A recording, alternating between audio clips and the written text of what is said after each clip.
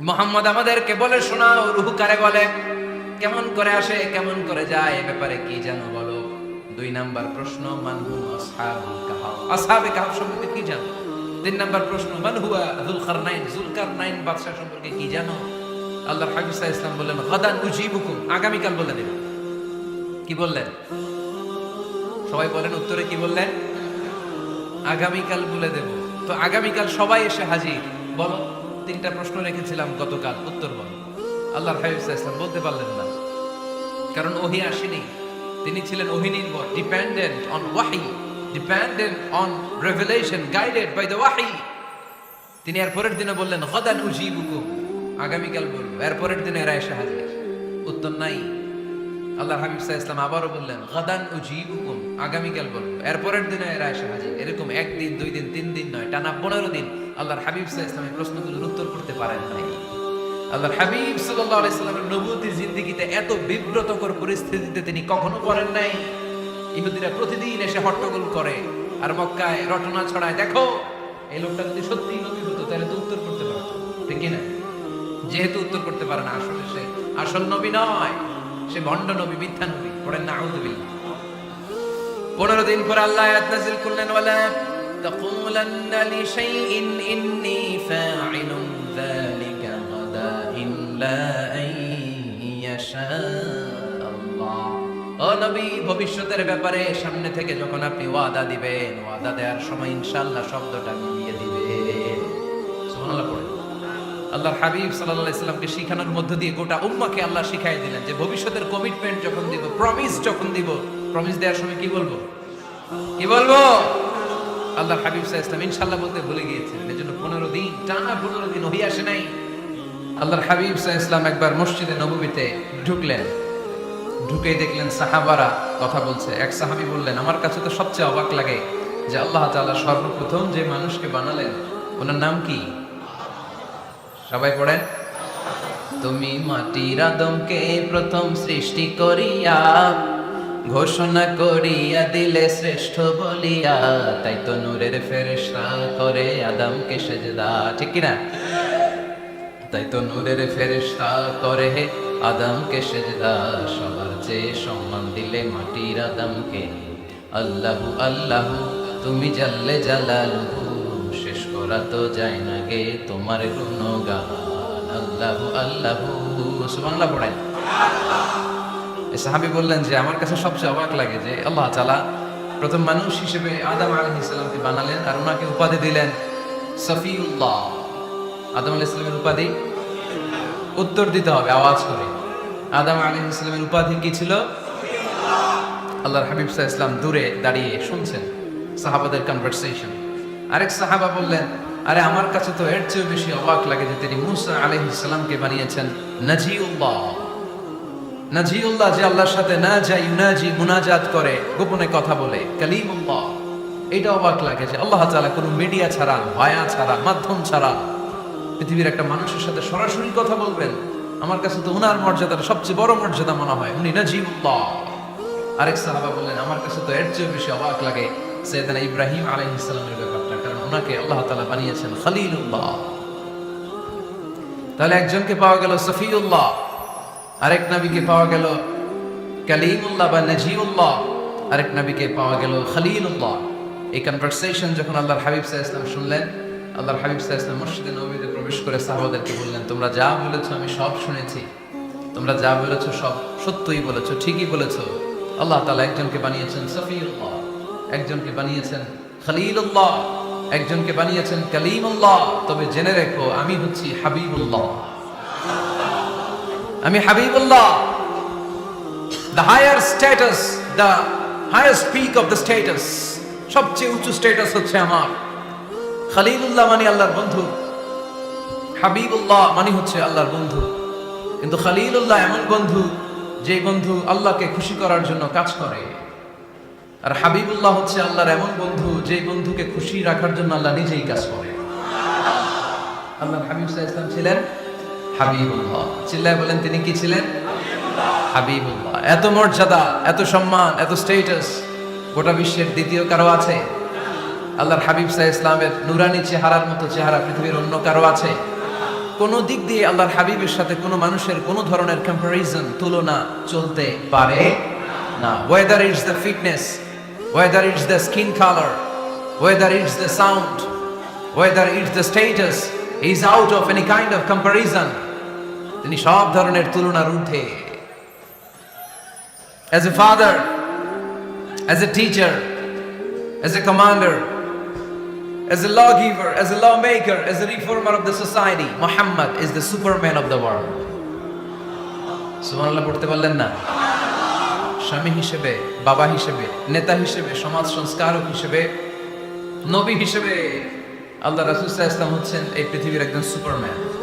আল্লাহু আকবার। যার উপর একবার দুরূদ পড়লে 10টি রহমত নাজিল করে কে? 10টি গুনাহ মাফ করে কে? যিনি দুরূদ পড়ল তার স্ট্যাটাসকে 10 গুণ বাড়িয়ে দেয় কে? ওই হাবিব সাল্লাল্লাহু আলাইহি ওয়াসাল্লামের উম্মত হতে পেরে আমরা খুশি না বেজা? আমরা আল্লাহর রাসূল সাল্লাল্লাহু আলাইহি ওয়াসাল্লামকে আজকে জানার চেষ্টা করব কোরআনের আলোকে, ইনশাআল্লাহ। পড়েন। আল্লাহর হাবিব সাল্লাল্লাহু আলাইহি ওয়াসাল্লাম এতটাই মর্যাদার অধিকারী, ওনার স্ট্যাটাস এত হাই, উনি যদি ওনার মুখ দিয়ে কখনো বলেছেন ইয়েস, ওটা শরীয়তেও ইয়েস। উনি যদি মুখ ফসকে কখনো বলেছেন নো, মানে না, এটা শরীয়তেও না। তার মানে উনি হ্যাঁ বললে এটা হালাল হয়ে যায়, উনি না বললে এটা হারাম হয়ে যায়। উনি আঙ্গুল তুললে 4 ভেঙে 2 ভাগ হয়ে যায়। উনি জমিন থেকে পা উপরে উঠালে আল্লাহর আরশের দিকে মেরাজে চলে যায়।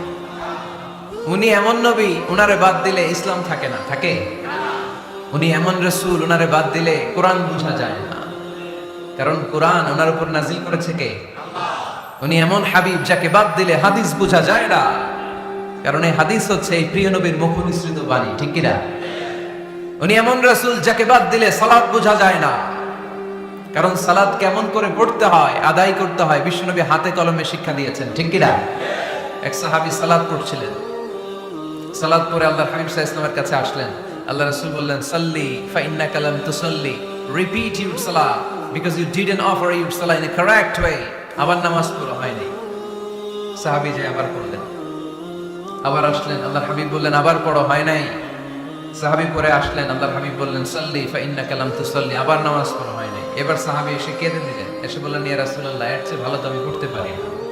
আল্লাহর হাবিব জড়িয়ে ধরলেন আর বললেন আসো শিখিয়ে দেই কেমন করে সালাত পড়বে। সালাতে কোনো তাড়াহুড়ো করবে না। রুকুতে যখন যাবে তোমার পিঠটা হবে স্ট্রেইট ফরওয়ার্ড, স্ট্রেইট ফরওয়ার্ড।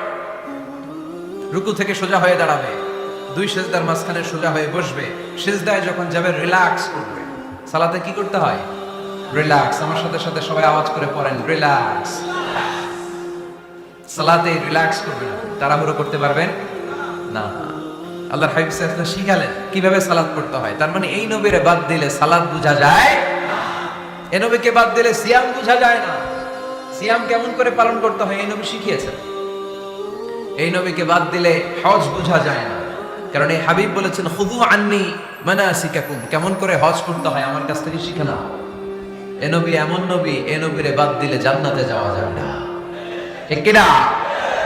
এজন্য এই হাবিবের বাদ দেয়া যাবে? আল্লাহর হাবিবের চাইতে শ্রেষ্ঠ কাউরে পাওয়া যাবে? আমার নবীর চাইতে বিশ্বস্ত কেউ আছে? সে কোন বন্ধু বলো বেশি বিশ্বস্ত, সে কোন বন্ধু বলো বড় বিশ্বস্ত,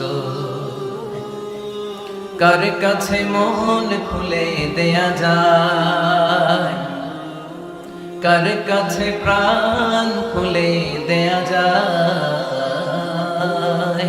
হওয়া যায় অতি আশ্বস্ত। তার নাম আহমদ বড় বিশ্বস্ত। সুবহানাল্লাহ। ওনার চাইতে বিশ্বস্ত গোটা দুনিয়ায় দ্বিতীয় কাউকে খুঁজে পাওয়া যাবে? এজন্য উনি যা নিয়ে এসেছেন ওইটাই আমাদেরকে ধরতে হবে, because he is our model. তিনি আমাদের সেলিব্রিটি, তিনি আমাদের মডেল। তিনি যেমন যেমন করেছেন তেমন তেমন করলে লাভ না লস? আওয়াজ করে বলতে হবে লাভ না লস। এজন্য আল্লাহর হাবিব সাল্লাল্লাহু আলাইহি ওয়াসাল্লামের আদর্শই আমাদের আদর্শ, ঠিক কি না? ওমা আতাকুমুর রাসূলু ফাখুযুহু ওমা নাহাকুম আনহু ফান্তাহু। Whatever he brings with, take it. Whatever he forbids, abstain from it. তিনি যা নিয়ে এসেছেন ধরো। তিনি যা নিষেধ করেছেন ছাড়ো, পারা যাবে? আমি প্রশ্ন করি, উত্তর দেন। তিনি যা নিয়ে এসেছেন ধরো। আওয়াজ করে বলবেন, তিনি যা নিয়ে এসেছেন, তিনি যা নিষেধ করেছেন, এতেই কল্যাণ। দুনিয়াতেও কল্যাণ, আখিরাতেও কল্যাণ, ঠিক কিনা? যা নিয়ে এসেছেন এতে বারাকা, যা নিয়ে এসেছেন এতে কল্যাণ, যা নিয়ে এসেছেন এতে রাহমা। যেটাই নিষেধ করেছেন ওটার মধ্যে গজব, ঠিক কিনা? যেটাই নিষেধ করেছেন ওটার মধ্যে ক্ষতি, যা তিনি বারণ করেছেন ওইটাতে লস। আমরা লসের খাতায় নাম তুলতে চাই না। এজন্য আল্লাহর হাবিব সাল্লাল্লাহু আলাইহি ওয়াসাল্লাম যা নিয়ে এসেছেন আমরা সেটাই ধরব, যা থেকে তিনি বারণ করেছেন ওটা ছাড়বো। আমাদের মডেল হচ্ছে নবীরা, ঠিক কিনা? নায়ক নায়িকা, গায়ক গায়িকা, ক্রিকেটার, বিজনেস ম্যাগনেট, এরা আমাদের মডেল নয়। আমাদের মডেল হচ্ছে বিশ্বনবী মুহাম্মদ সাল্লাল্লাহু আলাইহি ওয়াসাল্লাম। ইউরোপে বর্তমানে এই নামটা সবচেয়ে বেশি জনপ্রিয়, MUHAMMAD। সুবহানাল্লাহ বলবেন না? সবচেয়ে জনপ্রিয় নাম কি? মুহাম্মদ। কারণ ইউরোপের ইয়াং সোসাইটি, মুসলিম ইয়াং সোসাইটির ছেলেরা এমন ভাবে তারা দাওয়াতি কাজ করতে শুরু করেছে, বিষ্ণু ইসলামের নামটা গোটা ইউরোপ জুড়ে ছড়িয়ে পড়েছে। কিছু ছেলে ক্লিনলিনেস অ্যাওয়ারনেস ক্যাম্পেইন করেছে, পরিচ্ছন্নতা অভিযান। যেখানেই ময়লা ক্লিন করে, কিন্তু কোনো কথা বলে না। প্রত্যেক একটা টি শার্ট গায়ে দেয়, একটা গেঞ্জি পরে, ওই টি শার্টের পেছনে লেখা থাকে MUHAMMAD, মানে কি? মুহাম্মদ। যারাই তাদের কার্যক্রম দেখে তারা দেখে তাদের গেঞ্জির পিছনে লেখা MUHAMMAD। কি চমৎকার আইডিয়া! ইউরোপিয়ান লোকদের মাথায় চিন্তা, কারা এরা, এত ভদ্র কেন, কেন এত পরিচ্ছন্নতার অভিযান করে, আর তাদের গেঞ্জির পিছনে এই শব্দটা লেখা কেন, MUHAMMAD? Who is this? Who is this personality? We don't know anything about him. আমরা তো কিছু জানি না ওনার ব্যাপারে। Then they search in Google. তারা গুগল করে, ইন্টারনেটে সার্চ দেয় মুহাম্মদ লিখে, ইন্টারনেট তাদেরকে মুহাম্মদ সাল্লাল্লাহু আলাইহি ওয়াসাল্লামের জীবনী দিয়ে দেয়। তারা মনের অজান্তেই বিশ্বনবীর জীবনী জেনে বিশ্বনবীর আশিক হয়ে যায়, বিশ্বনবীর প্রেমে পাগল হয়ে যায়। যাদের নসিব ভালো, অনেকে কালিমা পড়ে মুসলমান হয়ে যায়। এজন্য বিশ্বনবী সাল্লাল্লাহু আলাইহি ওয়াসাল্লাম তিনি হচ্ছেন আমাদের মডেল, ঠিক কিনা? তিনি যা এনেছেন সেটা আমরা ধরব, তিনি যা নিষেধ করেছেন সেটা আমরা ছাড়ব। আমরা যদি আল্লাহর ভালোবাসা পেতে চাই, বিশ্বনবী সাল্লাল্লাহু আলাইহি ওয়াসাল্লামের আনুগত্যের দরকার আছে না নাই? এজন্য আল্লাহ বললেন, কুল ইন কুনতুম তুহিব্বুনাল্লাহ ফাত্তাবিউনি ইউহিব্বুকুমুল্লাহ ওয়া ইয়াগফির লাকুম যুনুবাকুম ওয়াল্লাহু গফুরুর রহিম। আল্লাহকে যে পাইতে চাই, হযরত কে ভালোবেসে, আরশ কুরসি লৌহ কালাম না চাইতে পেয়েছে সে। রাসূল নামে রশি ধরে যেতে হবে আল্লাহর ঘরে। নদী তরঙ্গে যে পড়েছে ভাই দরিয়াতে সে আপনি মেশে।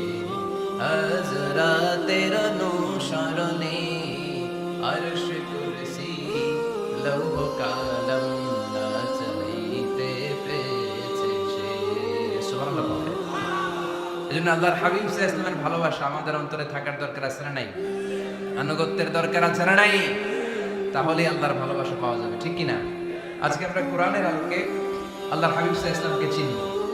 আমরা কোরআন থেকে জানার চেষ্টা করব তিনি কেমন ছিলেন, কেমন ছিলেন আমার প্রিয় রাসূল। কোরআনুল কারীম থেকে যদি আমরা বিষ্ণু ইসলামের পরিচয় জানতে চাই, কোরআন সর্বপ্রথম আল্লাহর হাবিবের যে পরিচয়টা আমাদেরকে দিবে, কোরআন বলবে তিনি হচ্ছেন রাসূলুল্লাহ। আমাদের প্রিয় নবীর সবচেয়ে বড় টাইটেলের নাম কি? রাসূলুল্লাহ। সবাই আওয়াজ করে পড়বেন, টাইটেলটার নাম কি? পৃথিবীতে এর চেয়ে বড় টাইটেল আছে? এমপি বলেন, মন্ত্রী বলেন, যাই বলেন না কেন, ধনকুবের বলেন, রাসূলুল্লাহর উপরে কোনো টাইটেল নাই, ঠিক কিনা? কেউ চাইলেই রাসূলুল্লাহ হতে পারে না, হতে পারে? আমরা সবাই মিলে যদি একজনের ভোট দেই, উনি তো রাসূল হয়ে যাবে, তাই না? হবে না? ভোট দিয়ে রাসূল বানানো যায় না? আমাদের মানব জাতির সাথে যদি জিন জাতি একাত্মতা পোষণ করে, মানব জাতি আর জিন জাতিও যদি ভোট দেয়, তাহলে তো রাসূল হবে। ফেরেশতারা যদি বলে আমরাও আছি সাথে, তাইলে রাসূল বানানো যাবে না। তার মানে রাসূল ইলেকশনে হয় না, রাসূল হয় সিলেকশনে। আর সিলেক্ট করেন কে? আল্লাহু ইয়ালামু হাইসু ইয়াজআলু রিসালাতা। আল্লাহই ভালো জানেন তিনি কাকে রাসূল বানাবেন।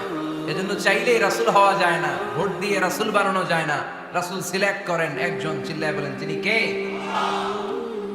এজন্য কালামুল্লাহ মাজিদে বিশ্বনবীর সর্বপ্রথম যে পরিচয়টা পাওয়া যায়, কোরআন আমাদের সামনে আমাদের নবীর পরিচয় করিয়ে দিচ্ছেন, মুহাম্মাদুর রাসূলুল্লাহ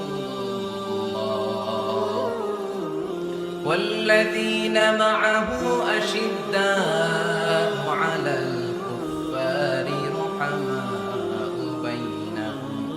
কোরআন সর্বপ্রথম বিশ্বনবীর পরিচয় আমাদের সামনে তুলে ধরলেন আর বললো, কোরআন আমাদেরকে জানিয়ে দিল আমাদের প্রিয় নবীর প্রথম টাইটেল হলো তিনি হলেন রাসূলুল্লাহ সাল্লাল্লাহু আলাইহি ওয়াসাল্লাম। তাহলে আল্লাহর হাবিব সাল্লাল্লাহু আলাইহি ওয়াসাল্লামের প্রথম পরিচয় রাসূলুল্লাহ। আওয়াজ করে বলেন তো প্রথম পরিচয় কি? রাসূলুল্লাহ। তিনি আল্লাহর বার্তাবাহক, আল্লাহ তাআলার পক্ষ থেকে বাণীবাহকের কাজ তিনি করেন।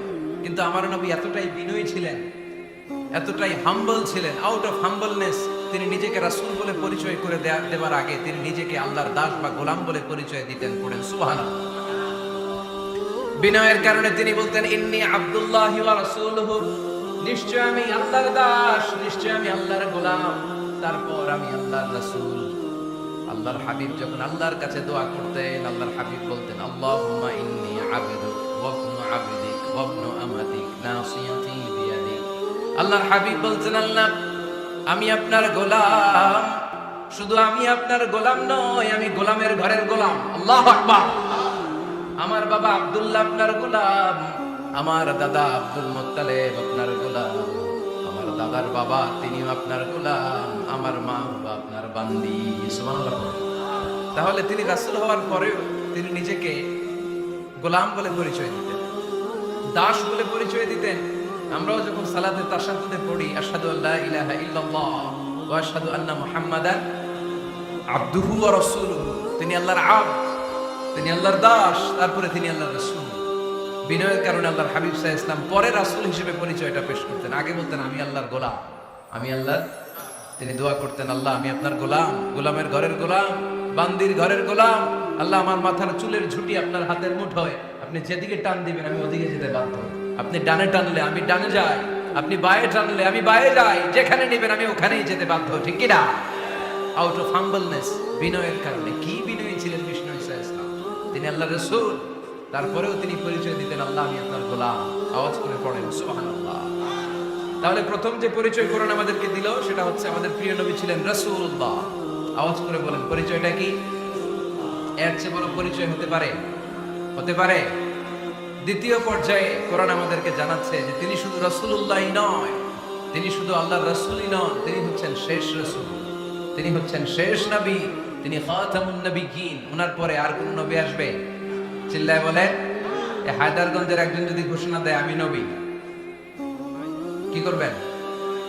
একজনকে মায়ের গায়ে করবেন। হ্যাঁ, কি করবেন আপনারা? কি করবা? মায়ের আইজো মায়ের কাইলো মায়ের, মায়ের উপরে ওষুধ নাই। ঠিক কিনা? আল্লাহর হাবিব সাল্লাল্লাহু আলাইহি ওয়াসাল্লাম তিনি ছিলেন শেষ রাসূল। সাইয়েদনা আদম আলাইহিস সালাম থেকে শুরু করে ঈসা আলাইহিস সালাম পর্যন্ত এই যে নবী আসার যে চেইন, এই ধারাবাহিকতা, বিশ্ব নবীকে এই দুনিয়াতে পাঠিয়ে ওই চেইনকে আল্লাহ পরিপূর্ণ করে দিলেন। চিল্লায় পড়েন আল্লাহু আকবার। এজন্য কোরআন আমাদেরকে বলে, মা কানা মুহাম্মাদুন আবা আহাদিম মির রিজালিকুম ওয়ালাকিন রাসূলুল্লাহি ওয়া খাতামান নাবিয়্যিন। মুহাম্মদ তোমাদের কোন ছেলেদের পিতা নয়, পুরুষের পিতা নন, তিনি হলেন আল্লাহর রাসূল, তিনি হলেন শেষ নবী, তারপরে কোন নবী হবে না। ঠিক কি না? এজন্য আল্লাহর হাবিব বলতেন, লা নবিয়্যা বাদি, আমার পরে কোন নবী নাই, ওয়ালা রাসূলা, আমার পরে কোন রাসূল নাই। তবে লাউ কানা বাদি নবিয়্যুন লাকানা উমর, তবে আমার পরে যদি নবী হওয়ার যোগ্যতা কারোর মধ্যে থাকে, আমার কলিজার টুকরা সাহাবা ওমরের সেই যোগ্যতা আছে। প্রভু তুমি বলেছ রাসূল দেবে না, বলনি দেবে না ওমর, বলনি দেবে না হামজা তারি। খালিদ বিজয় সমর। প্রভু তুমি বলেছ রাসূল দেবে না, বলনি দেবে না বলনি দেবে না জাতারি খালিদ বিজয় সমর। প্রভু তুমি বলেছ রাসূল দেবে না, ঠিক কি না?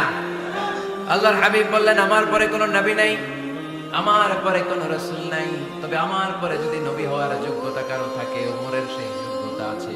সুবহানাল্লাহ। আল্লাহর হাবিব সাল্লাল্লাহু আলাইহি ওয়াসাল্লামের জামানায় এক লোক নবুয়তি দাবি করেছিল, ওর নাম ছিল মুসাইলামা। নাম কি ছিল? নাম শুনছেন না আপনারা? এসে নবুয়তির দাবি করে বলে ইয়া মুহাম্মদ আন-নবুওয়াতু নিসফুন লাকা ওয়া নিসফুন লি। নবুয়ত তোমার অর্ধেক আমার অর্ধেক, আমার অর্ধেকটা আমারে বুঝায় দাও। নাউজুবিল্লাহ পড়বেন না? আল্লাহর হাবিব বললেন কি নাম তোর? এই বেয়াদবটা বলল আমার নাম মুসাইলামা। আল্লাহর হাবিব বললেন আজ থেকে তুই শুধু মুসাইলামা নয়, আজ থেকে তুই মুসাইলামাতুল কাযযাব, মিথ্যাবাদী ভণ্ড মুসাইলামা, ঠিক কি না? এই বেয়াদবটা বিশ্বনবীকে কপি করত। আমার নবী যেমন যেমন করতেন ও তেমন তেমন করত।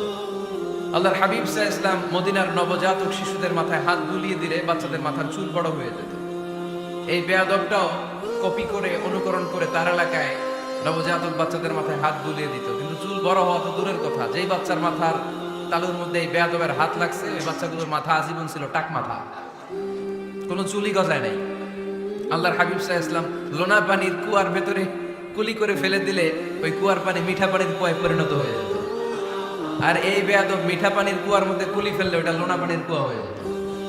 আল্লাহর হাবিব সাল্লাল্লাহু আলাইহি ওয়াসাল্লাম দোয়া পড়ে গাছের মধ্যে ফু দিলে গাছের ফলনে বাম্পার ফলন হতো, আর এই বেয়াদব কোন গাছের মধ্যে ধরলে মুহূর্তের মধ্যে ওই গাছ মরে যেত। তার মানে নবীর সাথে বেয়াদবি করেছে, ঠিক কিনা? আল্লাহর হাবিব সাল্লাল্লাহু আলাইহি ওয়াসাল্লামের পরে আর কোন নবী আছে? মির্জা গোলাম আহমদ কাদিয়ানী নাম শুনছেন? শোনেন নাই? কে কে হাত তুলেন তো। সবাই শুনছেন? এই বেয়াদবটাও কাদিয়ান এলাকার লোক, সেও নবুয়তের দাবি করেছিল, কিন্তু তার পরিণাম ভালো হয় নাই, ঠিক কিনা? নবীরা পবিত্র, নবীরা যেই জায়গাটাতে মারা যায় ওই জায়গাটাও পবিত্র, কিন্তু এই বেয়াদবটা মারা গেছে টয়লেটের ভিতরে। টয়লেটের টাঙ্কি ভেঙে পায়খানার গোডাউনের ভিতরে পড়ছে, পায়খানা খাইতে খাইতে পেটটা হয়ে গেছে, মেথর এনে শিকল দিয়ে বেঁধে টেনে হিচড়ে একে উপরে উঠানো হচ্ছে। এগুলো প্রমাণ করে আল্লাহর হাবিব সাল্লাল্লাহু আলাইহি ওয়াসাল্লামের পরে কেউ যদি নবুয়তির দাবি করে তার পরিণাম ভালো হয় না, চিল্লায় বলেন ঠিক কিনা? এজন্য সহিহ মুসলিমের বর্ণনা, আল্লাহর নবী বললেন মাসালি ওয়া মাসালুল আমবিয়াই মিন ক্বাবলি কামাসালি রাজুলিন বানা বাইতান। আমার দৃষ্টান্ত আর আমার আগের নবীদের দৃষ্টান্ত ওই ব্যক্তির মতো যেই ব্যক্তি একটা ঘর বানিয়েছে। কি বানিয়েছে? খেয়াল করে শুনবেন। আল্লাহর হাবিব বললেন আমার দৃষ্টান্ত আর আগের সব নবীদের দৃষ্টান্ত হচ্ছে ওই ব্যক্তির মতো যে ব্যক্তি একটা ঘর বানিয়েছে, যে ঘরটা অনেক সুন্দর করে সে ডিজাইন করেছে। ঘরের ডানে বায়ে উপরে নিচে সামনে পেছনে এত সুন্দর ডিজাইন, নিখুঁত, খুঁত ধরার মতো কোনো জায়গা নাই। লোকজন এসে যারাই ঘরটা দেখে সবাই বলে বাহ বাহ, কি বলে, এত সুন্দর ঘর আমরা দেখিনি। তবে একটা জায়গায় একটা ভুল ছিল, একটা জায়গায় একটা খুঁত ছিল। ঘরের একটা ওয়ালে ইটের গাঁথুনির জায়গাটাতে এক জায়গায় একটা ইটা কম ছিল। কি কম ছিল? ইটা কম ছিল। সবাই বললো তোমার ঘরটা অনেক সুন্দর, এক জায়গায় একটু সমস্যা, দেয়ালের গাঁথুনিতে একটা ইটা নাই। বিশ্বনবী সাল্লাল্লাহু আলাইহি সাল্লাম বলেন ফা আনাল লাবিনা ওয়া আনা খাতামুন নাবিয়িন, আমি হচ্ছি সেই ইটা, আমাকে যখন আল্লাহ তাআলা ওই জায়গায় গ্যাপ পূরণের জন্য রেখে দিল গোটা বিশ্বটা উজাড় হবে, নবুয়তের মালাটা পরিপূর্ণ হয়ে গেল।